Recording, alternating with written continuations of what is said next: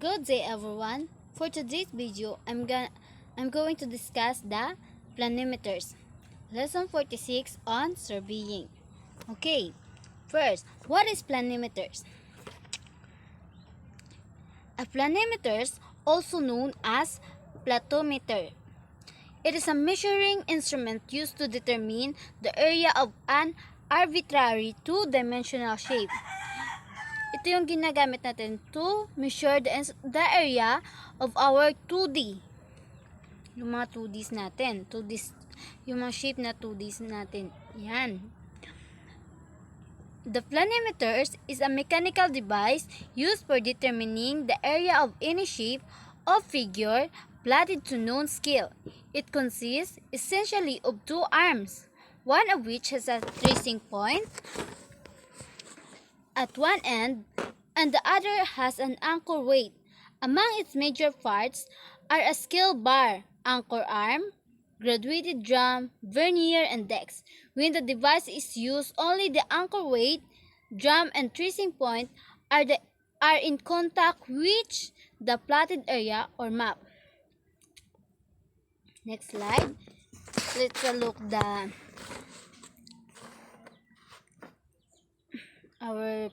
ito yung look ng ating planimeters. Ito yun sa screen, makikita sa screen. Yan ang feature ng ating planimeters. Meron siyang anchor arm, clamp screw, anchor weight, scale bar, drum, and vernier dex, and seating screw, scale bar, tracing point, or finger grip. Yung ating mga parts ng planimeters, ang ating tracing arm is an arm which manage the position of tracing point at one end with the help of hinge. At yung tracing point naman natin is the movable needle point which is connected to tracing arm. This point is moved over the outline of area to be measured.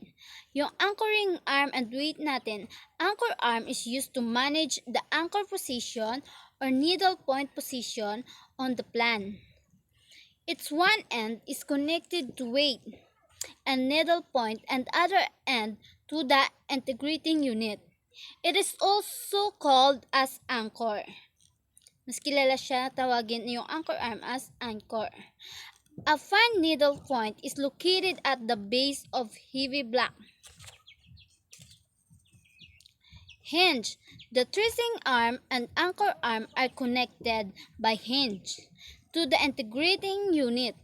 With the help of this hinge, the arm can rotate about their axis. Sa tulong ng hinge, yung mga anchor arm natin nakakapag-rotate to access. So, kung ano yung gusto nilang access. Okay. Index is a location where all the measuring arrangement like wheel, dial, and located wheel is fixed in the integrating unit which helps to measure the tracing length. It is used to set zero on the scale. Yun yung ang mga parts ng ating the planimeters. Okay. There are two types of planimeters. Meron tayong mechanic and electronic.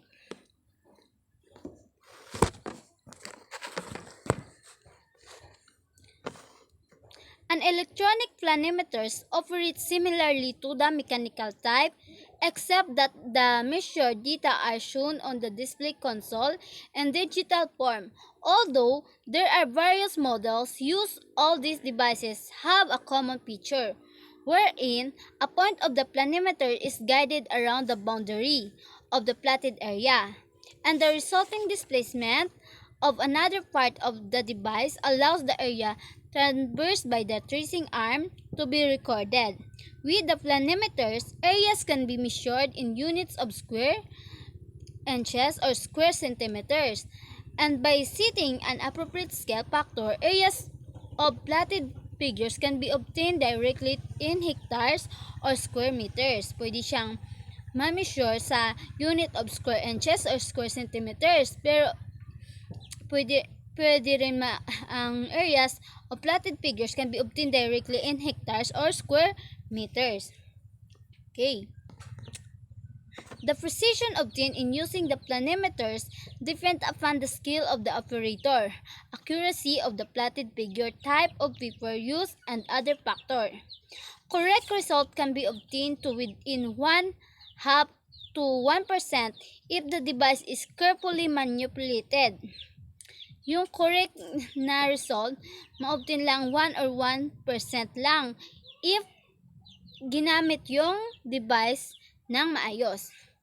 The obtainable precision is sufficient for such purposes as determining drainage areas, cross-section, and contour areas for earthwork computation, and reservoir areas determined by more accurate methods because of its precision and facility in operation. The planimeter is useful for determining plotted area of any shape whatsoever. So, yung planimeter natin is very useful para gamitin to determine a plotted area or any shape.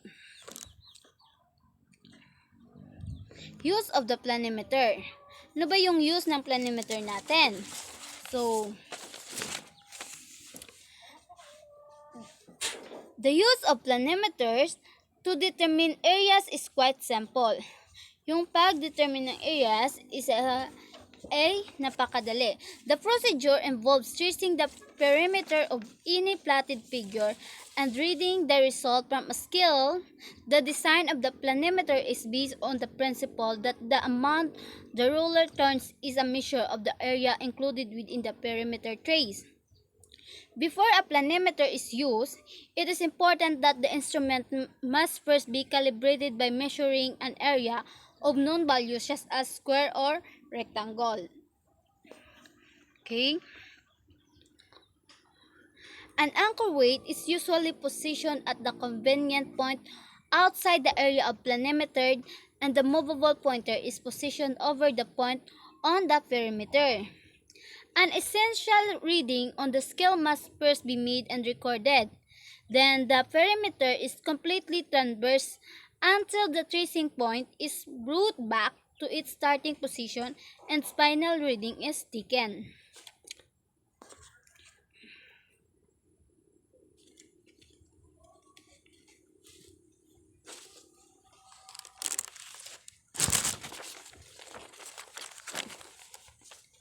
It will be noted that an tracing point is moved around the given area. The wheel drags along, sometimes slipping and sometimes rolling. The difference between the initial and final scale reading is an indication of area within the boundary lines. Yung difference between sang initial and final scale reading is the indication sang area within the boundary lines. So, sa mga boundary lines na natin, malalaman yun. Tracing with the planimeter is normally done freehand. In some instances, it may be advisable to guide the tracing point with a straight edge or a flexible curve. It's a good practice to trace the perimeter of the plotted figure at least once clockwise and once counterclockwise. More determination of each area should provide a good check and will give a more accurate result. Mas makakuha tayo ng accurate result if dalawa natin or dinetermine natin ito ng dalawang beses. Okay? Then,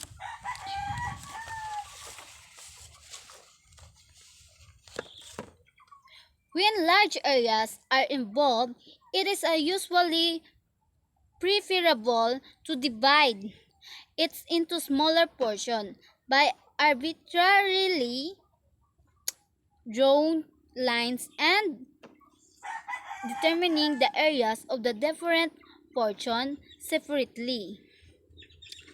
In figure 46 to 2, another procedure is to draw a large square. In the figure of 46 to 3 or rectangle triangle, and figure 16 to 4 or circles. Figure 46 to 5 inside the area which can easily be measured and its and its area computed, and only use the planimeter to determine the remaining areas, which may be divided into smaller portion. So, ito yung picture niya. Yung sa figure 46 to 2, yung figure na yan, yung large area of divided into a smaller figures. So, it's another procedure na nag-drawing siya ng large square. Makikita mo siya. So, in the 46.3 or rectangle, triangle, makikita mo dyan yung before siya mayroon siyang rectangle na mga boundaries or yung mga areas dyan is rectangle. Next tayo.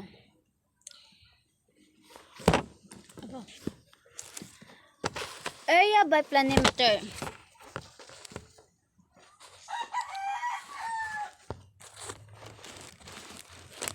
Before a planimeter is employed to determining adjusted areas of plotted figure, it should be calibrated or adjusted. This is done by first drawing test figure such as a square or rectangle of specific size on sheet of paper. So, bago tayo mag-draw ng ating or makadetermine ng areas of plotted figure, it shall be calibrated, adjusted. Then, matatapos nito sa first drawing test figure if mayroon tayong mga square or rectangle or of specific size of sheet of paper. Makikita nga natin yun sa first kanina, mayroon siyang mga rectangle or square na size before siya nakapag-plotted ng area. Then, for example, a 2 cm by 2 cm square area of 4 square centimeter may be tried out. If the difference in reading is 400, the difference between scale readings give the area of the test figure in square centimeters. If a decimal is placed two digit to the left, example, yung 4.00. For any other difference between readings, a simple ratio can be formulated to apply subsequent differences in reading to determine the area of any plotted figure. Thus, yung ating formula is difference or d sub t or difference over area sub t or yung natin yan is area or computed area of the test figure equals difference over area of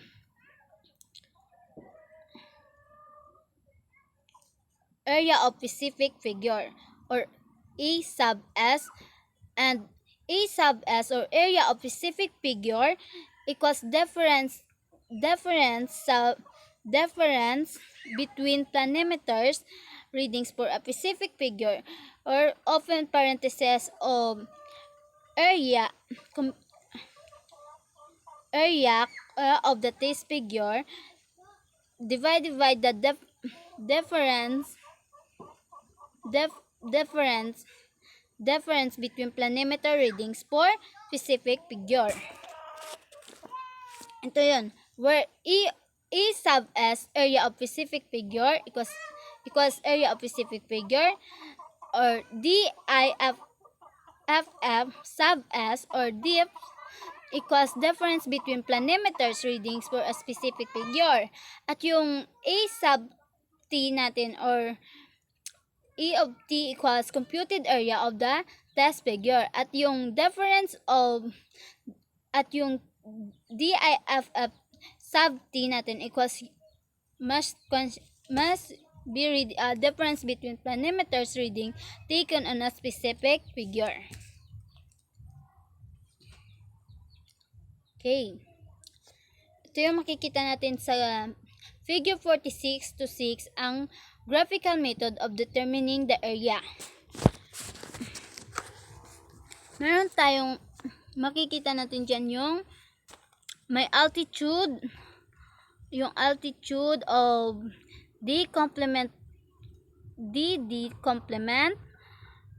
of complement of d, mayroon siyang c d complement of d, f, e sa mga area niya, yung baseline.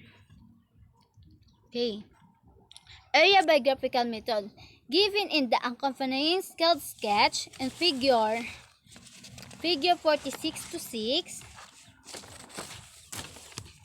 is a hexagon of E, B, C, D, E, F, A, whose area is to be determined by first converting it into a triangle of equal area. To produce a triangle equivalent in an area to the original figure, it is necessary to eliminate 3 out of the 6 corners since a triangle is formed by only 3 corners. Okay, 6 kasi siya na corners, so in-eliminate para lang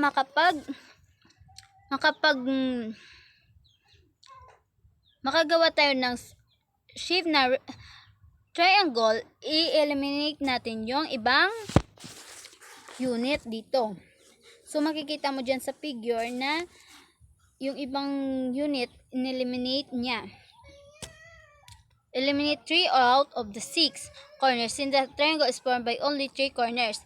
In the example, it will be shown how corners B, C, and E are eliminated. Yung ating B, C, and E, in-eliminate siya. So makikita mo mayroon siyang sa shape niya, dahil na-eliminate na yung A, B, and C, yan na, mayroon na tayong triangle na shape. Okay. Within the limits of the paper,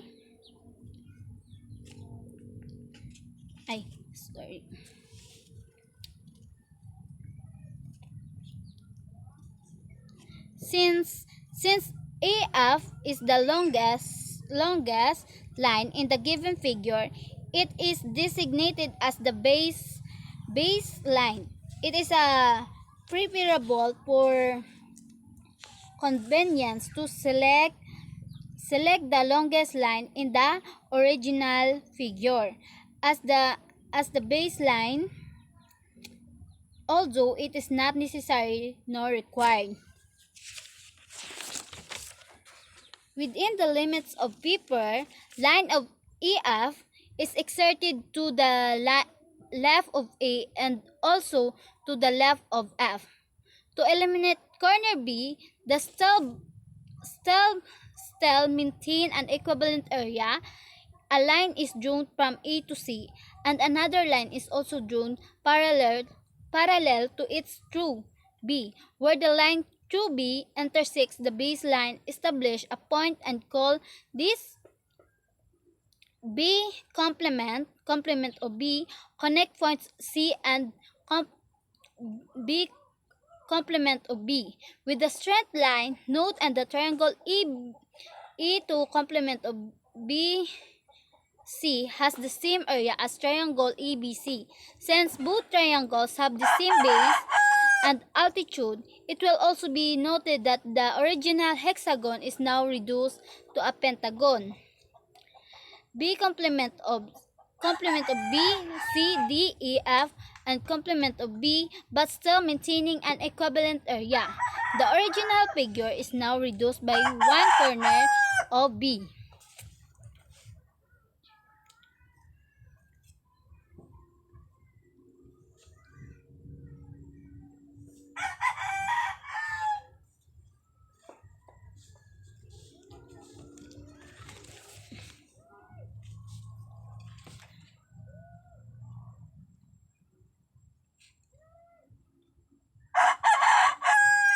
To eliminate another corner, just as E and line is drawn from D to F, and another line is also drawn parallel to its line. To to it through A, where the line through A intersect the baseline. A point is established and called complement of A points to D, and complement of E are connected with a straight line. This time, the pentagon B complement of B, C, D, A, F complement of B is now reduced to the rectangle B complement of C, D, E complement of E, B complement of B, but still maintaining an equal area. The previous figure is thus reduced by another corner of A. To finally form a triangle of equivalent area to the original hexagon, corner C has to be eliminated. A line is drawn connecting point to D and B complement of B, and another line is also drawn parallel to its through C, where the line through C intersect the baseline. Establish a point and call this complement of C. Connect points D and complement of C with the straight line. It can be now be seen that the original hexagon has been reduced to the triangle formed by complement of C, D, and complement of E. The area of this triangle should still be equal to the area of the original hexagon. Through point D contracts a perpendicular to the baseline, and where it intersects the baseline, establish point of complement D using a scale. Measure accurately the length of D complement of D complement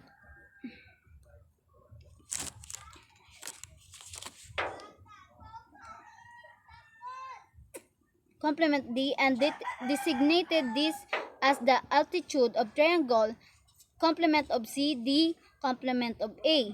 Also measure the length of complement C and complement A and designate this as the base of triangle complement of C, D and complement of A. And since the base of altitude of the triangle can be measured, the area is then easily computed by the following formula.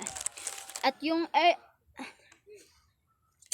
formula natin is area equals 1 ng open parenthesis 1/2 close parenthesis open parenthesis of complement C complement E close parenthesis open parenthesis D complement of D close parenthesis. Yan yung ating formula ng area natin para malaman yung measure ng area ng ating plotted triangle o yung nasa figure 46 to 6. The computed area of the triangle should be equal to the area of the original hexagon. The process of figure conversion is graphical solution and only yields approximate values. It should only be used to check areas determining by more accurate methods. Accurate result can be obtained if the figure is drawn carefully to scale. Accuracy also depends on the survey data provided, the scale used in plotting, and the effects of paper distortion. As an alternate method, the area of a regular geometric figure may be determined by dividing it into triangle or trapezoid. The total area is the summation of the individual areas. Where a combination of regular and irregular figures are involved, the fuller planimeters may be better employed in determining areas. Okay. Area by coordinate square.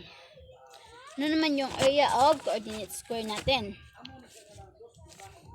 The method of determining area by coordinate square involves a graphical solution and is suited only for making rough estimates. It involves plotting the transverse to scale and marking of square of unit area.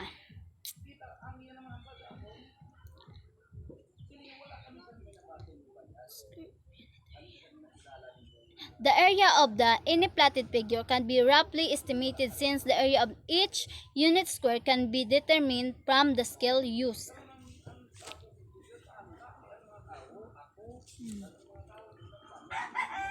The number of completed and partial unit square inside the transverse are counted. Incomplete square are usually estimated to 1/4 of a square. Yung incomplete square is estimated to 1/4 of a square. It is sometimes appropriate enough to count portion greater than half as whole square and ignore portion less than half. Mas mabuting yung appropriate enough to mag-count ka sa greater than half kisa doon sa less than half of whole square. Meron tayong mga illustrative problems dito. Okay. Area by planimeters. To check a planimeter, a 3 cm by 3 cm square was drawn on a piece of paper and planimetered with a difference in reading of 581. Later, the planimeter was used to determine the area of watershed for 3 in a map drawn to a scale of 1 cm equals 50 meters. If the difference in planimeters reading is 1,496, determine the area of the watershed. Okay. So, yung given natin, difference sub 1 equals 581, or yung difference between planimeters reading during toast. And area sub 1 equals 9 cm squared, or yung area of the toast figure natin. Then, yung difference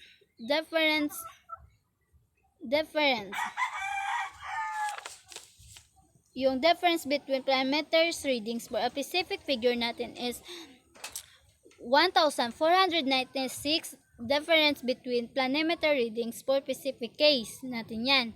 So, yung SR natin equals 1 cm divide 50 meters, or yung SR mas kilalang sa scale of map.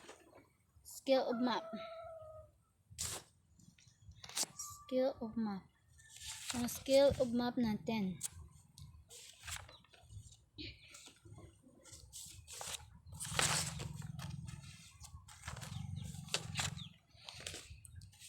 Solution ng area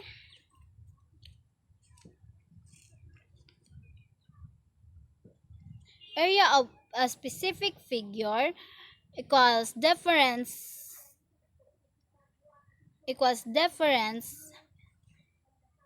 or diff sub s open parenthesis of area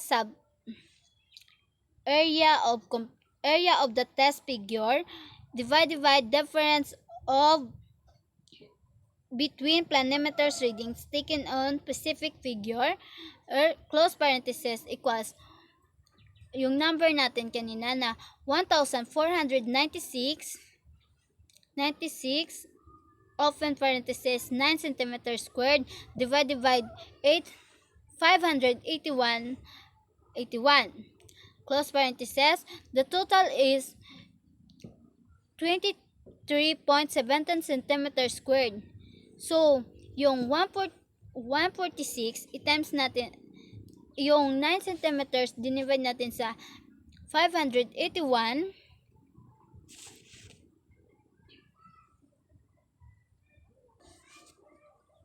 Okay. Using our calculator, you can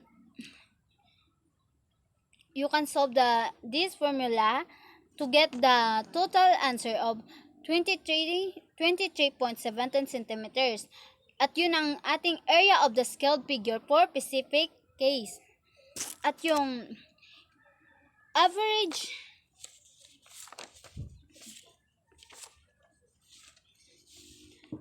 yung A sub A natin or average, our actual area of specific case equals to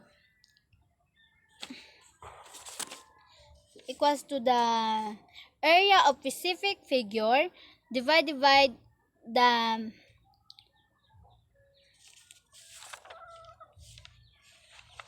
area of specific figure divided with the our skill map.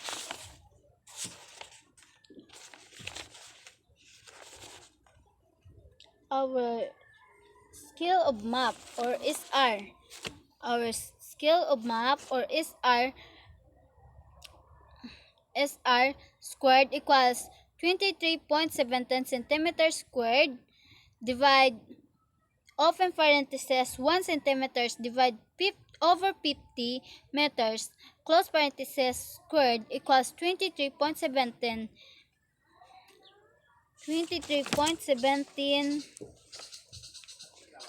makukuha natin yung 23.17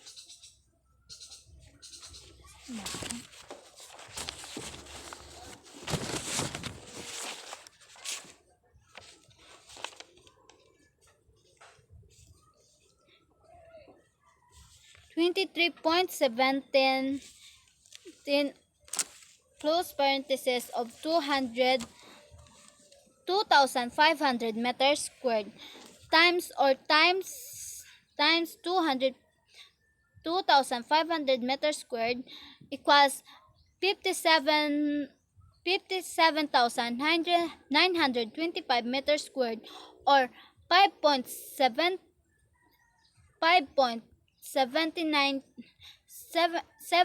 5.7925 hectares or actual area of specific case. Area by planimeters. A draftsman drew a 10 centimeter square on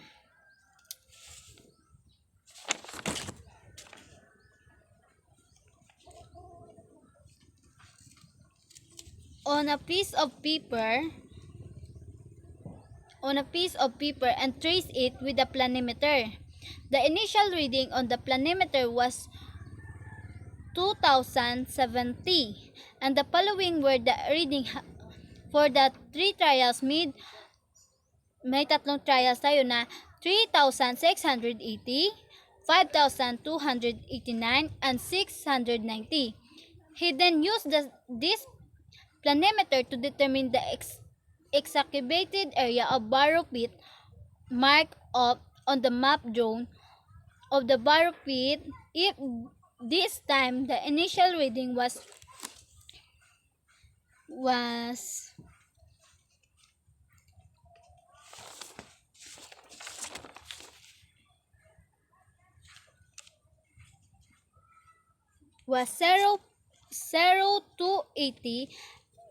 0.280 and the following were reading for 4 trials is 1,065, 1,851, 2,634, and 3,422.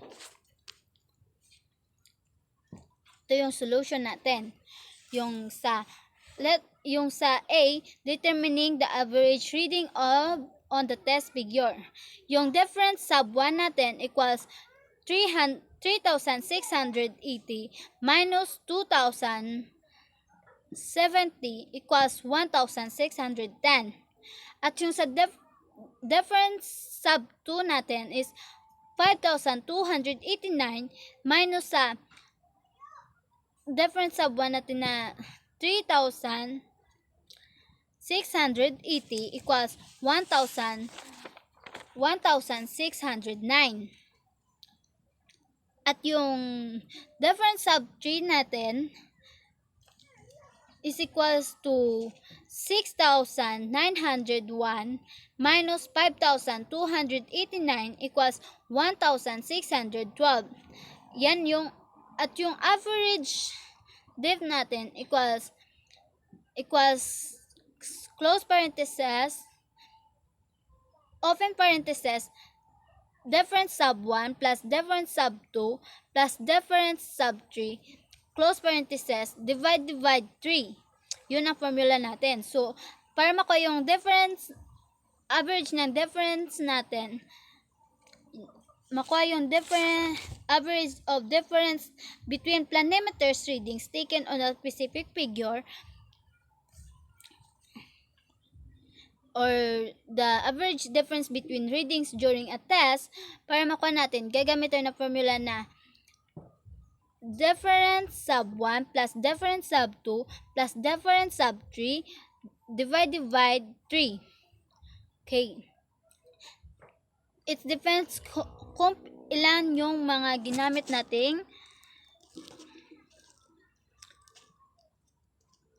nating readings or trial na ginawa. So, ito na nga. Para makuha yung average of difference, yung total natin dun sa difference sub 1 is 1,610 plus sa total of difference sub 2 natin na 1,609 plus sa total of difference sub 3 natin na 1,612 divide 3 is equals to 1,610.33. At yun ang average difference between readings during a test natin. And yung sa letter B, determining the average reading of on specific case.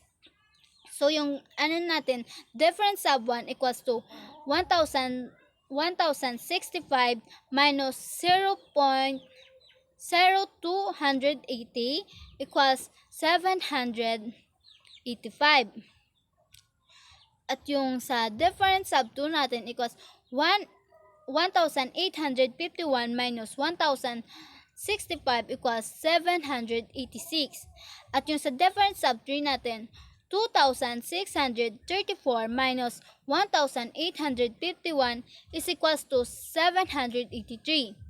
And difference sub 4 natin equals 3,422 minus 2,634 is equals to 788.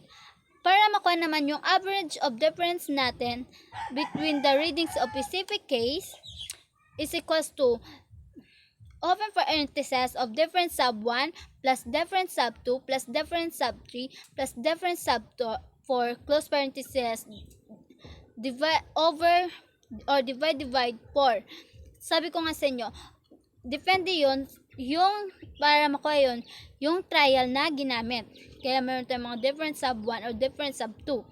Then, okay, is equals to 785, yun ang total ng difference sub 1 natin, plus the difference sub 2 natin na 786, plus the difference sub 3 natin na, total of difference sub 3 natin na 783, plus the total of difference sub 4 natin na 788, divide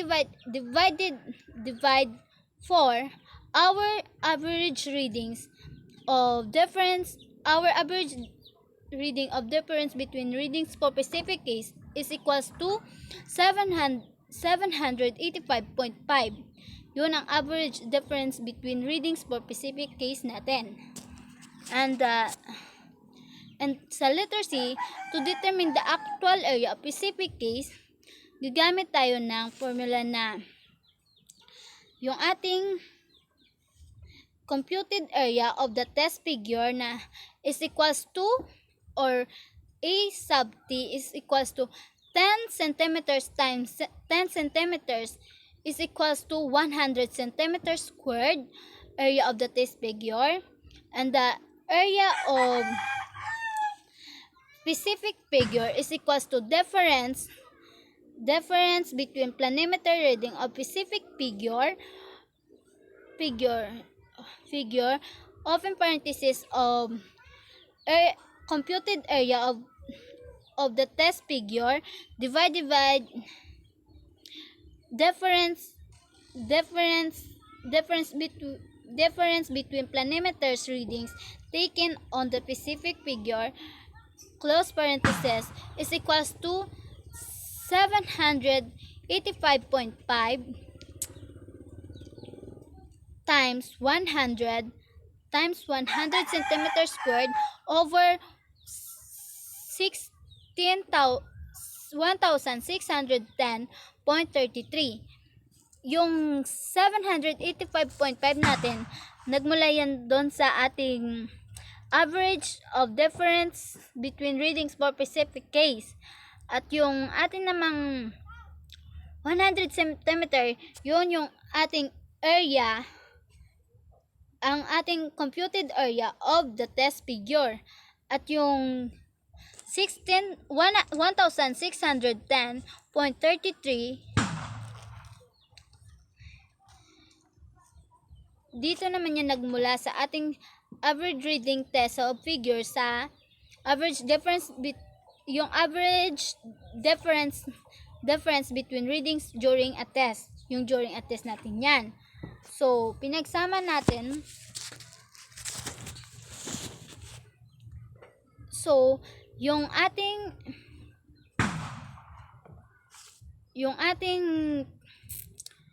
area of specific figure or specific case is equals to 48.78 centimeters squared. Yun ang area of the scaled figure or specific case natin.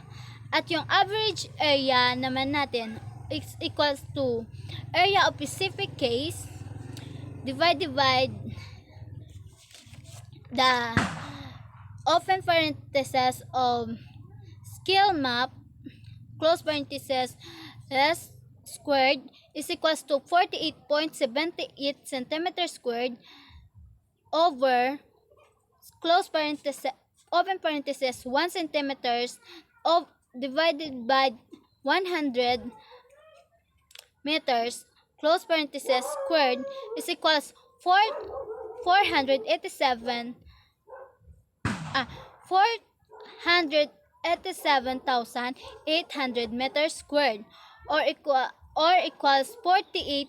O to convert the yung meters to hectares, magiging 48.78 hectares na lang siya. So, yung actual area of specific case natin, yan ang magiging actual of specific area of specific case natin. And that's all. Thank you.